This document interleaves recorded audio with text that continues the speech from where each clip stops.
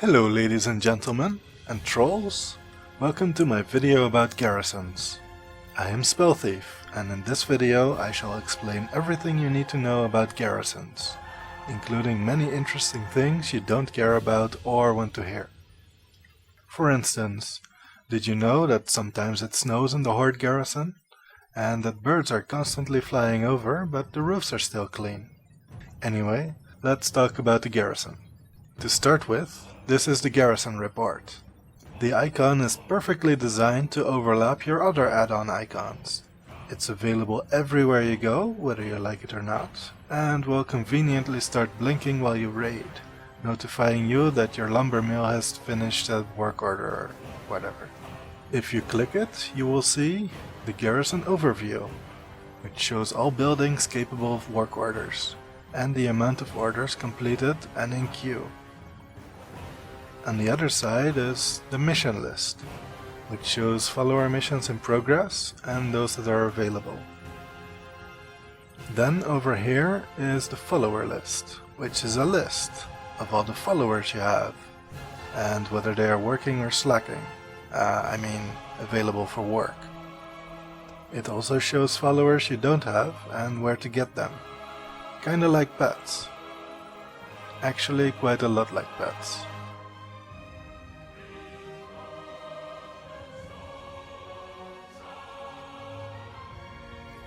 In here we have Warmaster Zog and his eternal nemesis, the command table. As you can see from his expression, he really doesn't like tables with maps on them. He seems to think that they are the greatest enemy the Horde has ever seen. He has tried daggers, axes, swords, a skull, and clearly a few too many headbutts. But the table is still there, taunting him with its map. But let's forget about Warmaster Zog's eternal struggle for a moment and check out the command table. If your followers have completed any missions, the first thing you'll see is the mission report. Let's see how they did. It looks like Olin succeeded in this 100% chance of success mission, which means I get to open the mission reward. If the mission fails, your minions get the base experience for the mission, but this loot box remains closed. So if the reward is particularly good, you may want to hold off on sending out some pets until you have the perfect team available. I'll quickly go through the remaining completed missions and show you how to send your buddies back into the field.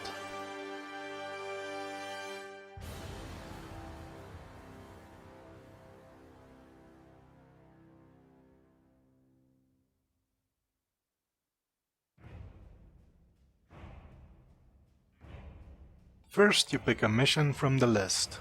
You can see what the reward will be for a successful run on the right side. The tooltip also shows which abilities the enemy has and how many followers are required to start the mission. Let's pick this one. Here you will see the list of followers again, and as you can see, some of their abilities are also shown. These all help in the currently selected mission, giving you an easy overview of who you should probably pick. In this area, you can see more information about the mission, like what level your followers should be, a little backstory for you to ignore, and the mission duration. Now, since I can't counter some of these abilities with my minions, I am not able to get the success chance to 100%, so this will have to do. Many of my followers disappeared through the magic of beta, so you can expect to have a lot more followers, and thus a lot more options if you focus on questing and exploring. If all you care about is raiding or PvP, well, you probably should have skipped this part.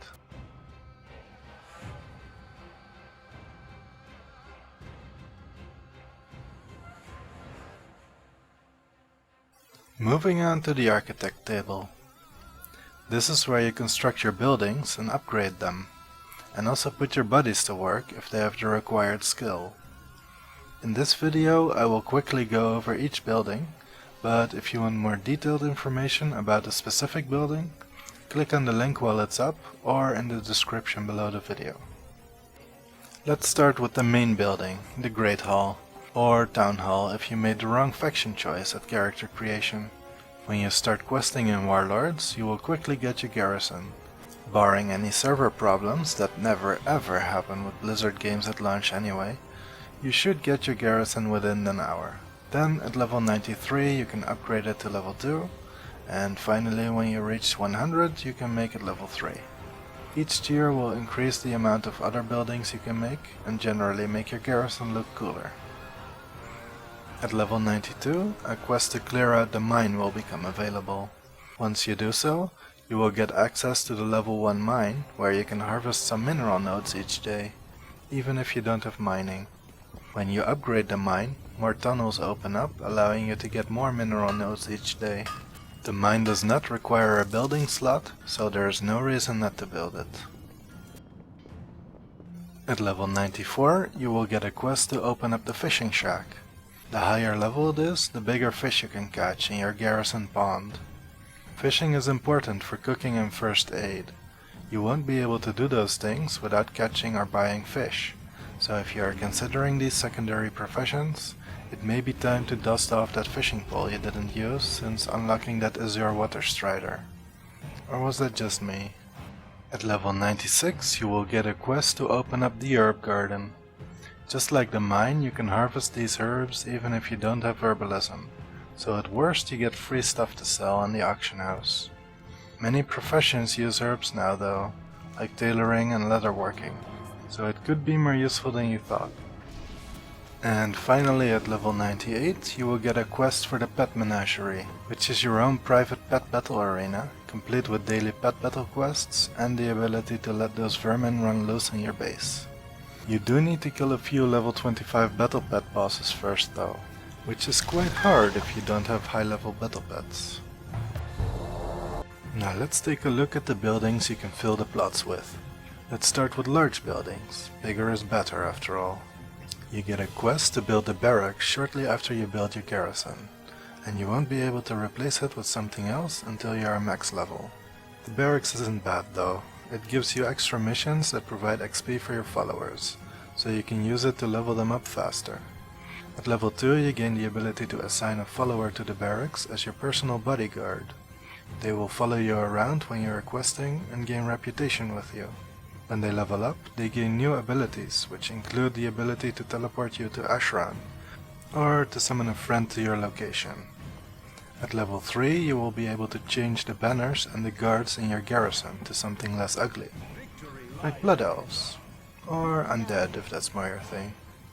The Goblin Workshop, or Gnomish Gearworks if your base looks blue, produces some toys that in previous expansions would probably have been engineering only items. Think grenades, berserk robot chickens, mountable rockets, and of course a little nuke here and there. If you are one of the 8 million people who was whining about no flying in this expansion, get this building and all your worries are over.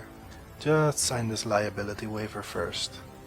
At level 1 you get a random common item every day. At level 2 you get 2 random items and the more interesting ones unlock. At level 3 you get to summon a siege vehicle once a day, kinda like Wintergrass but with actual stuff to kill. The stables allow you to tame some animals and train them to be mounts. This will result in daily quests where you have to mount them and kill some poor creature. Half the mounts move slower than Yamama from those Yamama jokes, but the daily quests give some garrison resources at least, and you unlock 6 mounts eventually. The level 1 stables give you the ability to use objects without dismounting, so if you have mining or skinning it could be useful.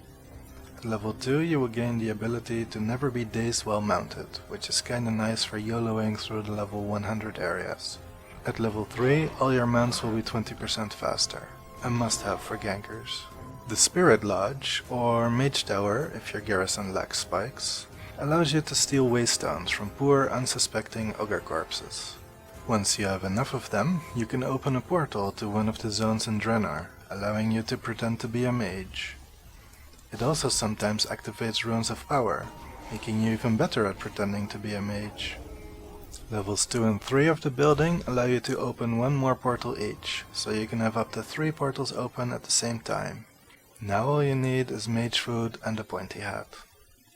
The War Mill, or Dwarven Bunker if your faction didn't get a free motorcycle, allows you to loot orcs.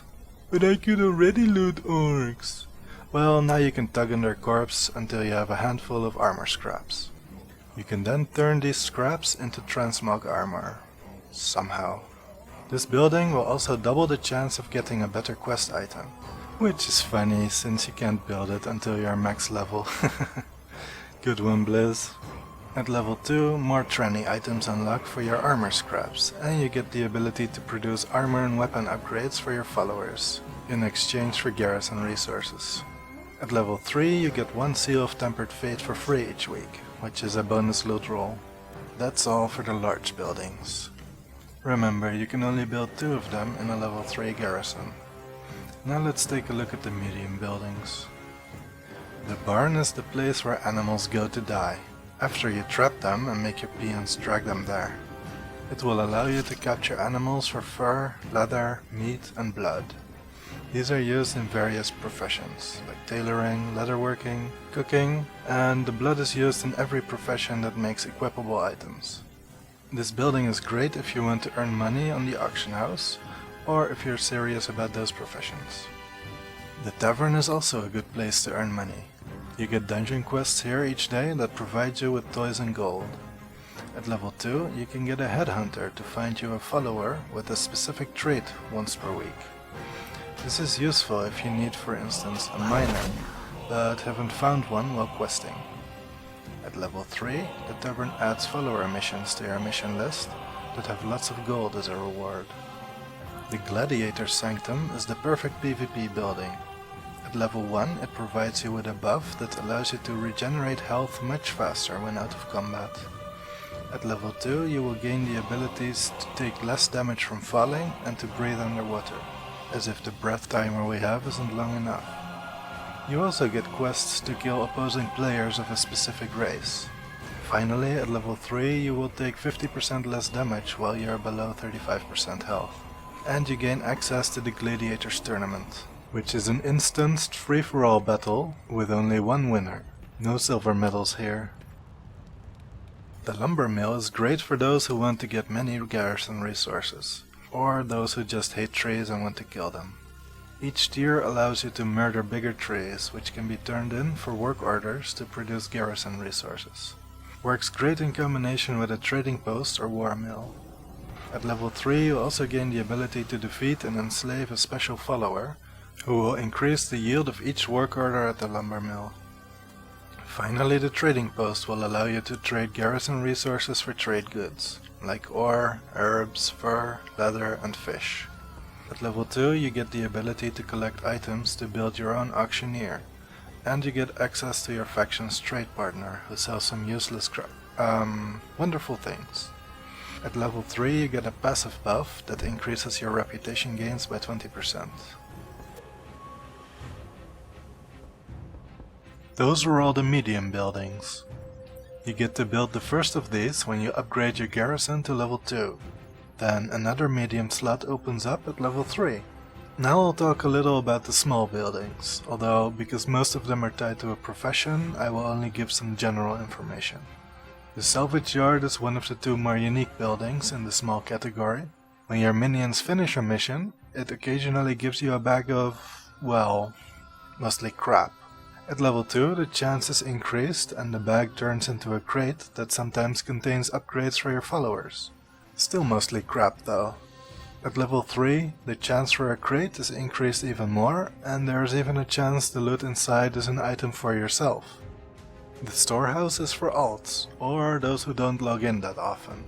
It increases the amount of work orders for all your other buildings by 5, which adds almost an entire day to their maximum queue. You also gain access to your personal bank in this building. At level 2 you gain access to your guild bank, and at level 3 the storehouse provides you with access to the void storage and transmogrification. It also increases the amount of work orders again, for a total of 10 more work orders per building.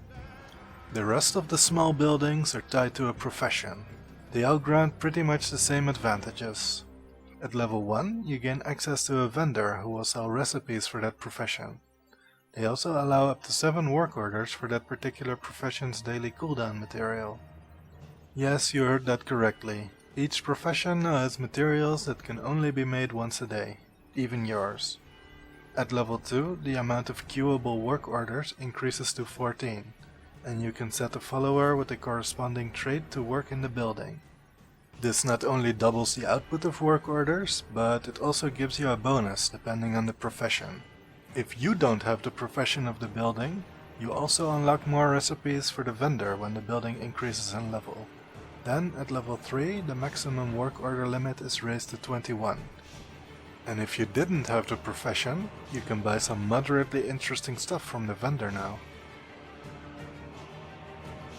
You get one small building plot for each rank of the garrison, so that is 3 of them in the end. That's it for the buildings, and this video.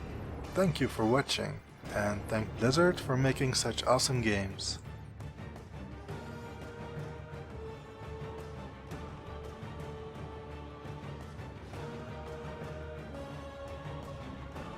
Blood and thunder.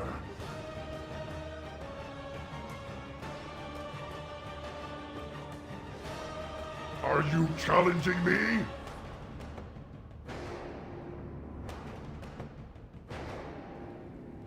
That's not funny.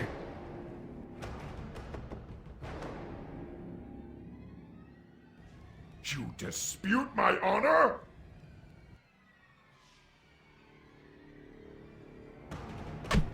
Oh, right in the zugzags.